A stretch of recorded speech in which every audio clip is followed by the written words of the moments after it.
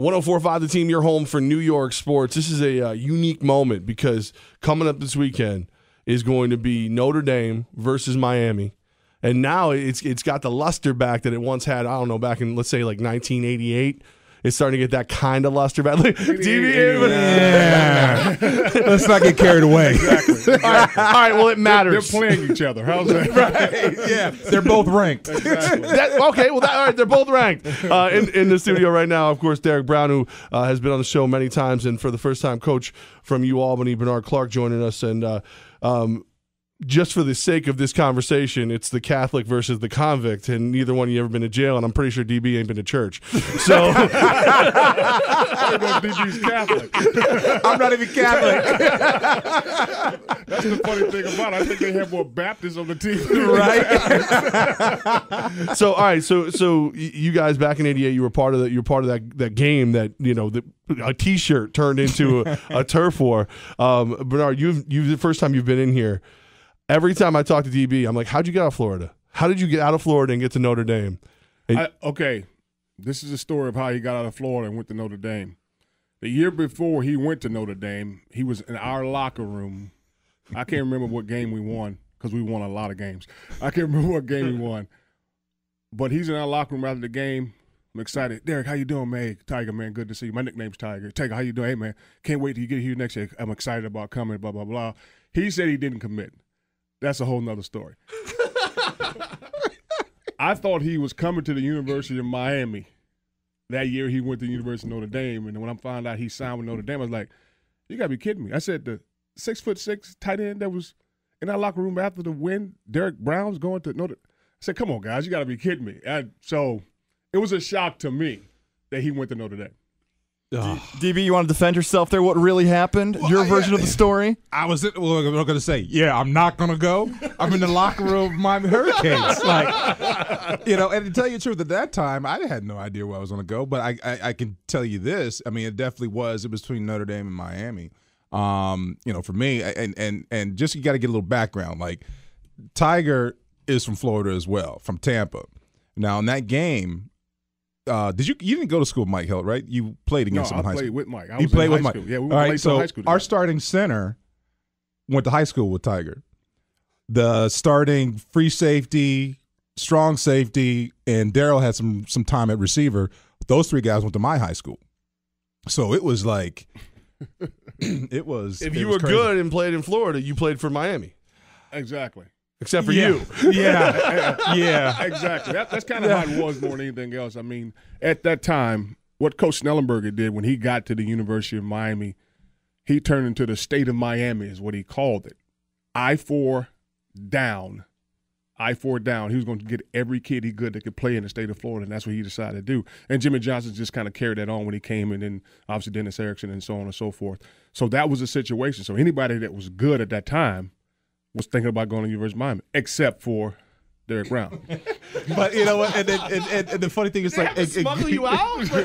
Man, it was hard though. Listen, man, it was a total gut feeling. Like, yes, my dad is like, look, I wanted to. Okay, we got to go back to 1988. Okay, 1988 in Florida was a lot different. At the University of Miami, Coral Gables was a whole hell of a lot different than it is today.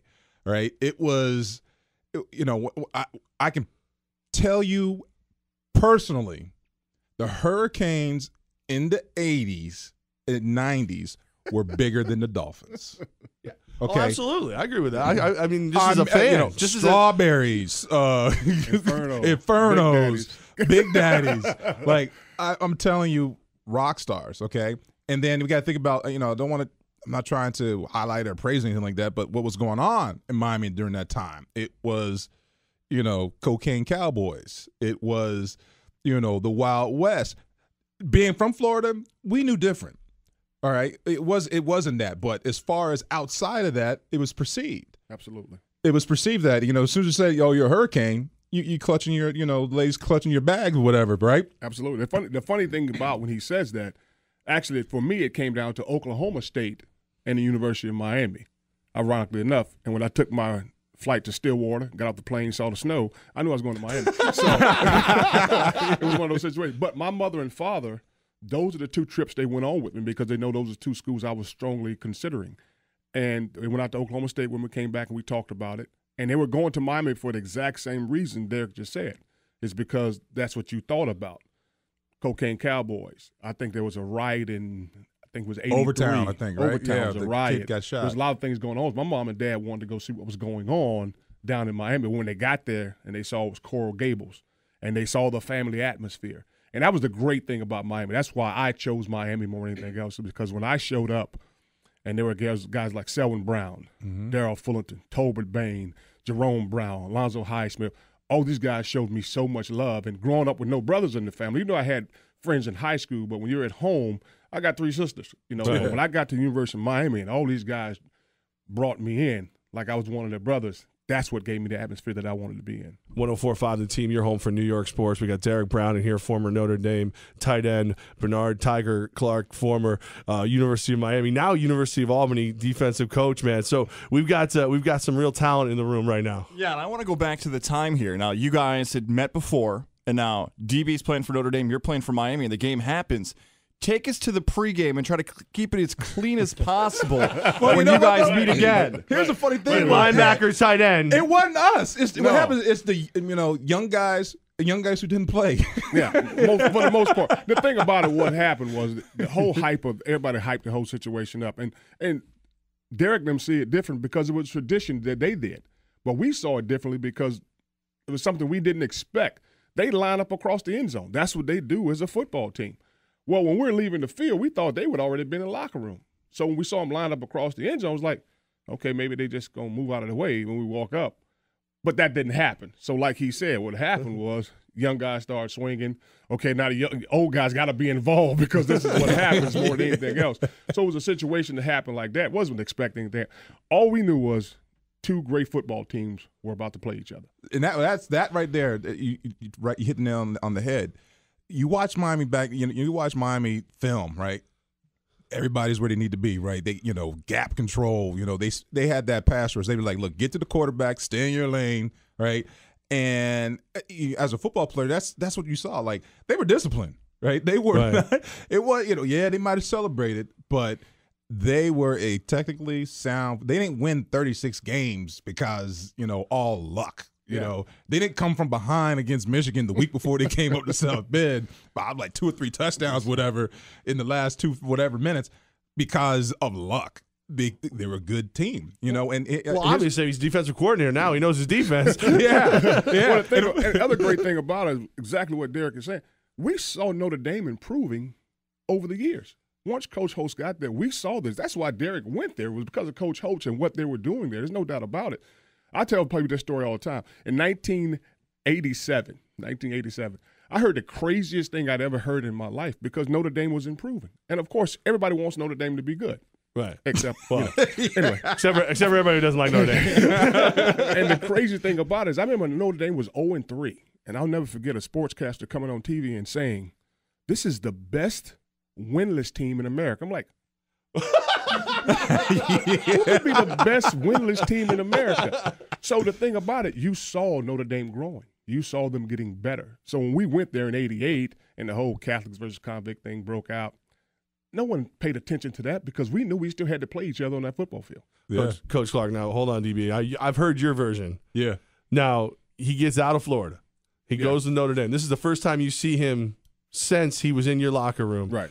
I was like, DB, what was it like to see everybody that you knew from high school? And it was weird, man. But what was it like to see him?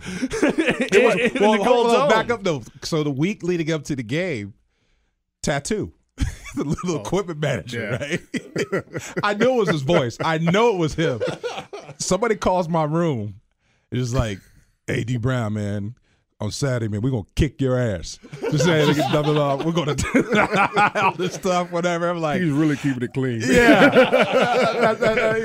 He's been in here a couple times. Yeah, right. I don't have to dump button that way. Yeah, don't worry. We can clean it up, guys.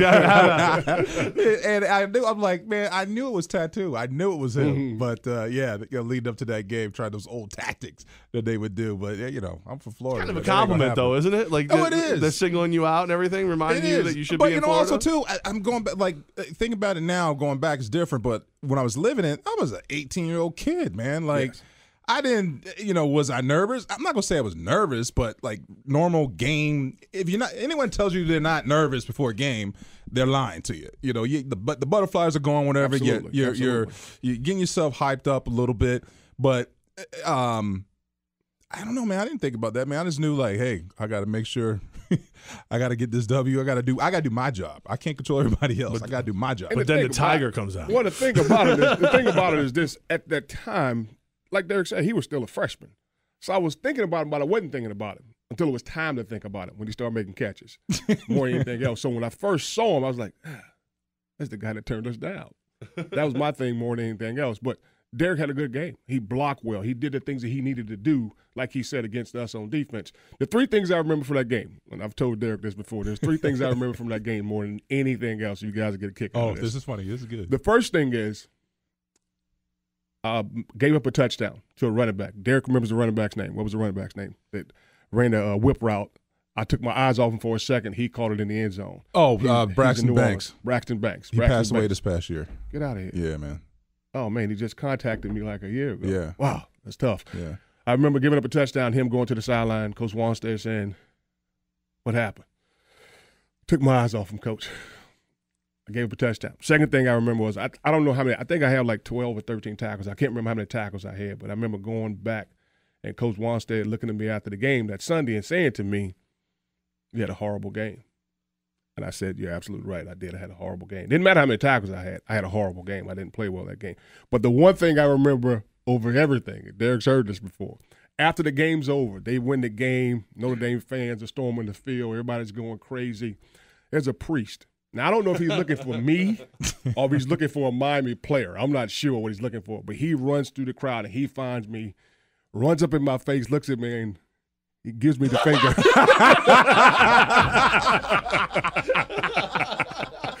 And I'm hoping he's listening to this show so he'll know he's the guy that gave me the finger. I'm like, did a priest just give me the finger?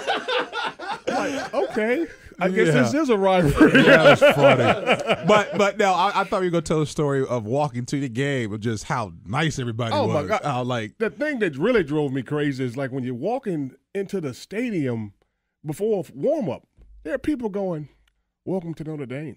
Welcome to Notre Dame. Like, what do you think this is, the Bahamas? No one cares about being at Notre Dame. Get out of my face. But that's how they are, because they especially then too, because everywhere you went, you were getting booed, yelled at, and all kinds of names and stuff. Groundskeepers and everybody else is like, welcome to Notre Dame. One, they respected the fact you came to the school. But two, that's how they saw Notre Dame, as a place where you should be welcome more than anything else. But I'm like, get out of my face, man. I don't care anything about that. Well, that leads to a perfect question about the actual rivalry nickname, Catholics versus convicts. And you tell that story there about how Notre Dame's so welcoming, almost like they're trying to live up to being the good Catholic while the Miami players are trying to. Did that bother you guys at all, the nicknames or any of that stuff? Let's not get it twisted. That was a marketing idea of my man Patrick. I forget his name. Guy once everybody saw the 30 for 30. Yeah, selling T-shirts. Got to again take yourself back to the 80s and 90s. I have some Hurricane shirts in my closet now. Right, from Notre Dame. I have Hurricane ones. I think I even have some Florida State, whatever. Selling T-shirts on campus was a big thing. Absolutely. Big money maker. Absolutely. There's no doubt That's about where that came from, and it just took a life of its own. It had nothing to do. It wasn't about the game, really. Well, it's easy for you to say you were the Catholics. How did you guys feel? You know what? That's the whole thing. People are making a big deal out of this Catholics versus convicts thing. I tell people this all the time. The funny thing about the whole thing, at the time we were being called convicts, we were graduating 75 to 80% of our class. That's the craziest thing about it. Guys were graduating from college with degrees in business, degrees in accounting, law, everything else. So that's the funny thing about the whole thing. And again, did it offend us? No, that's the problem. People are so easily offended nowadays. Yeah. I can't believe they call them convicts. No one cared. You were selling T-shirts. I know I did. I take that back. I personally didn't care. And I've said this before. The only thing that bothered me was it was Catholics versus convicts and not convicts versus Catholics. That's the only thing about me. All right. I don't even, we're not even close to done with you two. Derek Brown, Bernard Clark in studio with us, getting us. We're talking about the beginning of the rivalry and the game coming up this weekend. I know Goz got like 6 more questions for you guys coming up next. 104.5 The Team, your home for New York sports. Derek Brown, you've been here a bunch of times. Coach Clark, I hope you're going to be here a bunch more times. And literally, I don't know if the boss is listening right now, but this could be a show. Like I could just sit, I listen to you guys. Oh, totally. Talk about this stuff. So Miami versus Notre Dame. It's this fun game for every college football fan, but it started with you guys because, you know, Coach Clark, like you said, DB's Notre Dame team was getting good and got good while you were there. You guys had that swag. You basically invented swag. Yeah, no, not basically. They did. Well, and I guess that's the question. I'm gonna tell you right now. In high school, when they and so I graduated in '88. Tigers is a little bit older than me, but when they went to the Fiesta Bowl, the fatigues game. Yes, we wore in high school, right? So on Fridays, you wear your jersey to school every Friday, right, for a home game or any game. We would wear our jerseys and fatigues because University of Miami did. Well, all right. So let me Lou Holtz isn't listening. Yeah. At any point while you were in Notre Dame, did you think every once in a while go, man, I kind of wish I was rocking the fatigues with my boys over at the U? Yeah. I'm not gonna lie. I mean, listen, man. Ricky Waters, Todd Light, Chris Zorge, man. These guys were. Yeah. Good Did we think players. that? Yeah. They were good football players, but also, you know, there was some street credibility on our team as well. I mean, that's why we won. Yeah. You know, I got to be, you know, keep it honest, keep it real, whatever. That's why we won. And I remember in high school too, when they would wear their wristbands around their ankles, we would do it too. Tigers, and he'll remember this too because you remember, you know, Harry, Jeff, one of my best friends from home, Jeff Harrell, Harry. We would go down to Miami games, and then we'd sneak into the locker room, and Jeff would steal stuff. He would steal T-shirts, wristbands, and wristbands. And guess what field he went into as an adult? He's equipment manager. So you're still losing stuff. He stole himself away to a job. My boy. Oh man, Harry. How is Jeff doing, by the way? He's doing fine. I mean, it's been a while since I've spoken to him, but you know. Yeah. It's amazing, this rivalry, because we love the 30 for 30s on ESPN, and I'm not going to get into it that you guys should have not been left on the cutting room floor for the Catholics versus convicts one and all of that. But You might want to get into it. But maybe they will. But we had the U part 1, the U part 2, Catholics versus convicts. I think they did a short 30 for 30 on the Notre Dame kicker who ended up becoming a doctor later on. Reggie Ho. Reggie Ho. So they had 4 different ones. But now there's the college football playoff. Like when you guys played, if you didn't beat Notre Dame, you didn't beat Miami, you might not have the chance to be the mythical number 1. Do you guys like the college football playoff? Do you want to go back to the old school? Does it take away from the rivalry at all that this might not mean as much as when you guys played? I think what takes away from the rivalry, period, is that they stop playing the game. That's the thing more than anything else, and that's what bothers me about college football a lot of times is they've taken away some huge rivalries. You know, when you took Pitt from West Virginia, and that's Notre Dame, Michigan. Those are things that should be taken away more than anything else, and that's what I think hurts college football. Do I like the playoffs? Yeah, I like the playoffs, and I wish we'd have had playoffs back then when I played. There's no doubt about it because we probably would have met those guys again. You never know. You probably met those guys again, and they could have sold more T-shirts. So it's a situation. And then you could do the convicts versus Catholics. Exactly. So that's the thing about it. So yeah, you missed it. You kinda, and now thinking about it, I do. At first, I didn't necessarily care about the playoff, right? Maybe they need to expand it to some more teams. But what I do like about it is, you know, because back when we played, you had to make sure you had a tough schedule, right? Absolutely. And you could not lose any games. Like you talk about pressure, like you really can lose games. Like now, you might be able to lose a game. Mm-hmm. You know, if you did lose a game back then, you had to lose it early and hope nobody else went undefeated. Even though, you know, that second year we lost to Miami down to Miami. We still had the best record in the land, but we were not looked out. Wait a minute. How do you have the best record in the land? We had lost an extra one. game. You lost one. We had an extra game. We were 12-1. Everybody else in the country was 12 and whatever. We had 13 games, man. And one loss. Derek Brown, Coach Clark, Bernard Clark, in studio right now, 104.5 The Team. Yeah, you like the playoffs. What do you think of the game as a whole? I mean, you see, like I mean, I know DB's told us before, like you wish you were born a couple years later so you could make some more money. Tight end, absolutely. Yeah. Either that, I'd be a DN. Oh, it's crazy. I mean, to be honest with you, the crazy thing about this game is they won't let it be like it used to be. No. Everybody's too politically correct right now. If you were to bring shirts out, Catholics versus convicts, like I said before, everybody be in an uproar because they're calling the team convicts. I mean, it's just certain things. It's college football. They're not getting paid, so let them have fun. Let them have a good time. Let them play the game. Let them enjoy the game the way they're supposed to enjoy the game. And then if they make it to the next level, let it become a business then. You know, let them enjoy the game more than anything else. Let these guys have a blast. Let these guys have a good time. Let them enjoy themselves on the football field. And I think that's the biggest part about college football right now that probably bugs me as a college coach is we're not allowing these young men to have a great time out there. Yeah, it's a game. Take away some of them doggone bowl games too, man. Some of those insignificant whatever, man. No, I wouldn't say that. Time off, man. Stop that. The only reason I wouldn't say that, Derek, is because they would have a lot of them. Yeah, but it also allows a lot of guys to end with the win. You know what? That's cool. It allows a lot of teams to end with the win, to end the season with the win for those guys to fight for something. I mean, you got a team because you know and I know only the Power Five are going to the playoffs. Yeah. So now you take away some of those bowl games, you got some MAC schools that will be in that more than anything else. So at least they get a chance to have a championship bowl game. You've reversed my thinking on that. Thank you very much. College game day for the convict did something right. First time in a decade, College game day is going to be at Miami. You can hear it right here on 104.5 The Team Saturday morning. The Hurricanes are undefeated. Notre Dame's got one loss, but to the number one team in the country, Georgia. Are you both happy where your programs are right now, or do you expect them to have even more success in the future? I'm happy.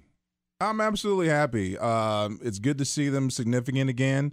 And actually, you know what? It's good to see Notre Dame do it like back in the day, actually have a running game. You know, it's nice to see a running game. Yeah, I'm happy. And do I expect big things? Yeah, I expect big things. It's Notre Dame. You know, just like I'm sure Tiger expects big things from Miami because we passed the torch. The bar has been set. So there's a lot to be proven. There's no doubt about it. Am I happy about that? I'm definitely happy about where Miami is. But I'm always happy about Miami, just like Derek is about Notre Dame. I don't care if Miami's 0-12. No one's going to convince me that they're going to lose a football game. I'm always going to bet for Miami. I'm never going to bet against them.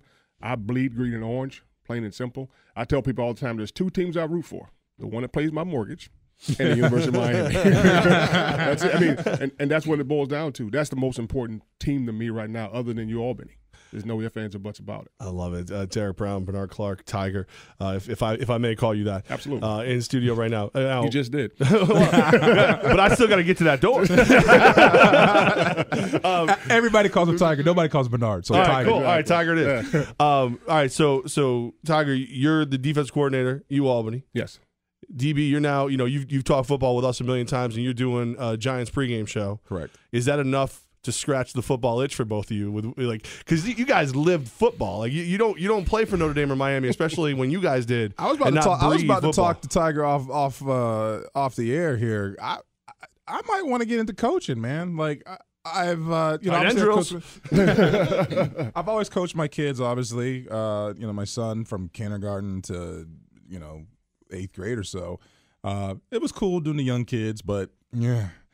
I'm a little tired of that. I had a couple years off, but I wouldn't mind coaching. I think I could bring something to the table, teach these guys how to block, because no one knows how to block anymore like they used to. No one knows how to tackle anymore like they used to. Exactly, And so, yeah, I think I'd have something to bring to the table if I ever got into coaching. I think the great thing about it more than anything, Derek, if you were to come into coaching, it would be for different reasons. Like a lot of guys come into coaching to coach the X's and O's. That's not really why I got into coaching football. I think the X's and O's came easy to me, which is a good thing. And I became more of a student of a game when I became a coach. But probably the three most important things to me, and I tell every young man that I'm recruiting this, when I walk into your home, I want to continue what your parents have done to help you become a better man, a better husband, and a better father.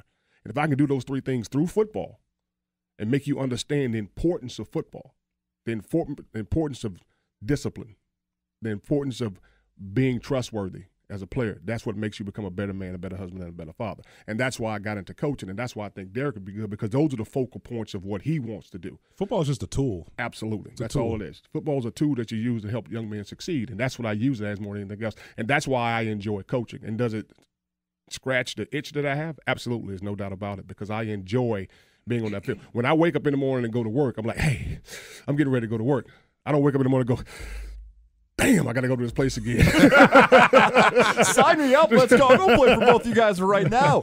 We got to coach these people up, and that's the directors and the editors of ESPN's 30 for 30. Levack hit at this a little bit earlier on. You guys were both interviewed. Take us through the process and what happened and why we didn't see your mugs on ESPN a few months ago. I don't think they really had true direction where they wanted to go, because they actually interviewed a whole handful of Notre Dame people up in Chicago before we met them down in New York to tape. And I think, what they did was compile a whole bunch of interviews and kind of thought and figured, okay, what direction are we going to take this? And it became about the shirt. It wasn't necessarily about the game itself. I mean, yeah, it was the game, but it was more about the shirt and the ties that shirt had to this game and the naming of it than the game itself. That's fine, though. Yeah, it's like you said, they took the documentary in a whole different direction, because me and Derek was talking about things like this, things that were important about the game, what made the game important, and why we wanted to play it. And it was two big titans going up against each other, and this was going to be another game of the century that both of us have played in enough of these games of the centuries. But it was supposed to be that. But when they took it in the direction of the shirt, that's when me and Derek got kind of left on hit the cutting room floor. The room floor. But what I tell you, what was really cool to going through the whole process, and I would think Tiger would think the same thing. For me, to hear the Hurricane side of that game, and what it was like in that locker room before the game, after the fight, after the game, it was cool to see that perspective. Like, personally, I didn't think Miami had any respect for us at all, until really hearing from Tiger, like, and I'll let him tell you what happened, when we got into once everything got separated and everybody got into their locker rooms. Absolutely. What happened was Randy Shannon, who's the interim head coach right now at the University of Florida. Yeah. Randy was our team captain at the time. We go in the locker room after the fight's over, and Randy said, all right, guys, we had to fight. They tried us. We tried them. We still got a good team we got to place. Remember, Notre Dame's a good football team, guys. We got to go out here and get focused in order to win this football game more than anything else. Fight's over with.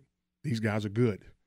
And it refocused us on what we came there for, to play a good football team, who wasn't a team that was 0-3 and they called them the best winless team in America. At that time, I think they were 5-0 or 4-0 at that time, and they were a doggone good football team. We had to go and face those guys more than anything else. So once the whitewash got out of the way, we understood that, hey, it's time to go play a good football team. And we had respect for them more than anything else. We respected every team that we played. We just didn't think they were going to beat us. That was just our attitude more than anything else. We respected every football team. But when we stepped on that field, when you stepped on that field as a University of Miami football player, your goal was to win every football game. Not championship. Don't worry about the championship. Go 1-0 each week. That's what it was. And I know that was the directive that they had taken. Wow. And their mindset was, we're going 1-0 every week. 1-0. That you're right. Absolutely. I have one more Notre Dame Miami question. I want to save it for the end. I want to talk about your guys and things that are going on away from the field. Now, first, I want to start with Tiger Clark. Albany plays this Saturday right here on 104.5. The team, what can we expect from the Great Danes in this weekend's matchup? Well, the thing that our guys have done a great job of more than anything else, even though we're 3-6 at the time, what people don't see is these guys are still busting their behinds every day in practice. They're still giving us 100% on the football field. We're losing games, 6-0, by 2, by 3, by 7, and it's tough. It's been a tough situation, but these guys are doing their best when they hit the football field. So what do you expect Saturday? We expect these guys to continue to fight. That's what they're doing more than anything else. They're fighting. They're trying to go 1-0. That's what we're trying to teach more than anything else. And the thing that Coach Cattuso talks about is every rep matters. And our guys have to understand it's one play at a time, one day at a time, 1 week at a time, one game at a time. And that's what they're going against when they're going against Delaware on Saturday. That's what they're thinking about, one play at a time. We're just trying to go 1-0. Coverage starts at 3 o'clock on Saturday. Kickoff set for 3:30. DB, you have some exciting news involving your family. I know Sydney and Reese; those guys are doing some amazing things. I want you to talk about them a little bit. Well, my oldest, Sydney, who's a senior at Blair Academy in Blairstown, New Jersey, has committed to Columbia University. Congratulations! Down the city. So yeah, Ivy League. Yeah. We know Derek couldn't win to Columbia, but that's a whole other story. Yeah. But neither could have I. Right? Oh man, very very proud of her. And my son, who's now attending Loomis Chaffee School in Windsor, Connecticut, reclassified as a sophomore there, and he's actually played football this year after taking last year off. Played wide receiver, wore the 86 jersey. They didn't really throw the ball a whole lot, but that's fine. You know what though? But it's funny because like now, I have to bring him in because you guys haven't seen him in a while. He's about almost 6'8" now. He's taller than me. Yeah, yes, he's taller than you. Yes, man. Wow. He's about $175, maybe $180, but he's like he's 6'7", 6'8". Yeah. I thought that was Photoshop when I saw a picture of him recently. I'm like, whoa, what is happening with the young fella? No. Whoa. Yeah, he's still a young fella. But, he tries me every now and then. 6'8"? He put his hand in the ground, man. That's where he's going to make you, money. right? I got to stop right now. Recruiting violations might be going on here for you all all of a sudden. I got to get out of this one quick. Final question. I'm going to start with DB, then I'm going to go to Coach Clark. Give us a prediction. Notre Dame or Miami, what happens on Saturday? Oh, man, listen, let me see here. Who am I going to choose? Notre Dame. Thing is, though, this is going to be a tough one, though. I may have to say a typical type of score of like 24-17. Because believe it or not, I found shocking a little bit and very surprised. Not shocking, but surprised. Notre Dame's won 6 games in a row. They set a record, Notre Dame record, 6 games in a row of 20 points or more they've scored in a game. 6 games in a row. That's shocking to me. That is it's some stiff competition too. So, of course, not as tough as back when we played. I just sneaked that right in there. I just had to say that, man. When you beat 4 out of the top 6 or 7 teams in the country, it hasn't been done since. So that's why I have to say that. But no, it's good to see Notre Dame back up atop. But 24-17, Notre Dame. It's weird he says that because I was going to say the exact same thing, but for Miami. And again, it goes back to exactly what Derek said. You can't, like I said, Miami could be 0-6 right now, and I'm still picking them to beat Notre Dame. Plain and simple, because they're the University of Miami, and that's where I went to school, and that's the college that I love. There's the picks right there. I'm not going to say best of luck to Notre Dame or Miami. I'm going to say best of luck to your kids, best of luck to you, Albany, so I can get myself out of the room and Levack out of the room. Derek Brown, Notre Dame alum, Coach Tiger Clark, Miami alum. Guys, we got to do this again soon. Take care, and hopefully we'll see these teams in the college football playoff. Maybe we have you guys back in studio in December or January. That'd be cool. That sounds great. That'd be cool. Thank you very much. Thank you.